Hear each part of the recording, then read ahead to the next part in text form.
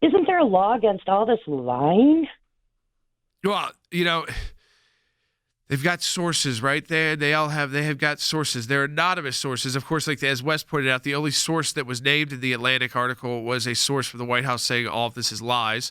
Of course, President Trump has addressed it. Secretary of State Pompeo has addressed it. So they have no named sources. They even say there's a retired four-star general, but they don't give a name there.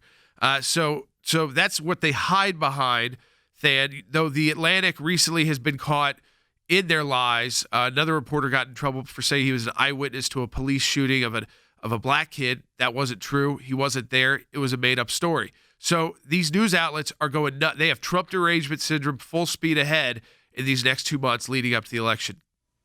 Well, the benefit of using anonymous sources, Jordan, as you know, is you can't ask them questions. You can't put the data to them and ask, well, what about this? Does this fit your narrative? If you use anonymous sources, they don't have to answer follow-up, and that's why they do it. Jordan, I would encourage our listeners to key in on a couple of things, specifically on this veterans issue.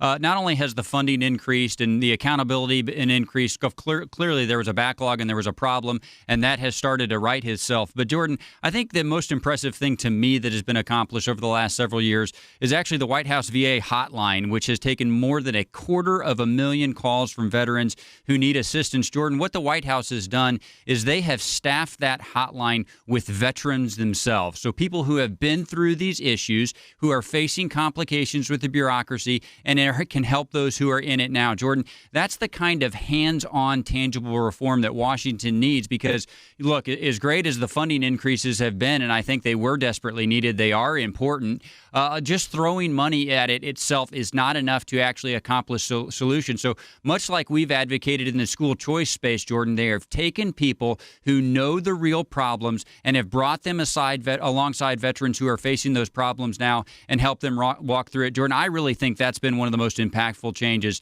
that has happened in that space. Yeah, I mean, think about the president. I mean, the VA was just a disaster, too. I mean, it was a disaster. We've just got to call it about how much improved the services have been. Those healthcare services that those veterans deserve.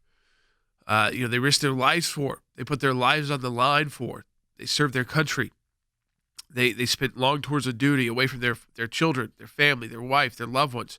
Here's President Trump. This was just moments ago. In the middle of the peace deal, with economic deal with Kosovo and Serbia, and the recognitions of Israel by Kosovo, a majority Muslim country that's always refused, and Serbia saying, we're going to also move our embassy to Jerusalem like you did in the United States.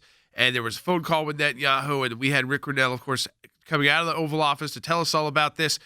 In the midst of this, the president was also having to address this ridiculous story, and he talked about the VA specifically and improving the VA. Take a listen.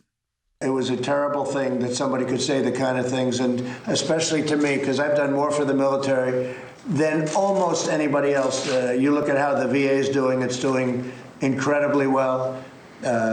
We got all sorts of things done, from accountability to veterans' choice to everything. And it's got right now the highest approval rating that it's ever had, 91% approval rating. It's never been anywhere close to that.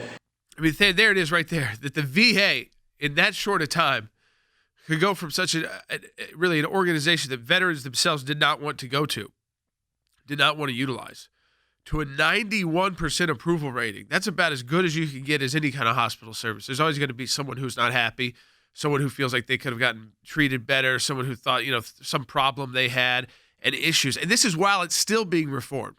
They're already up to 91% approval, and the president is still making changes to make it better.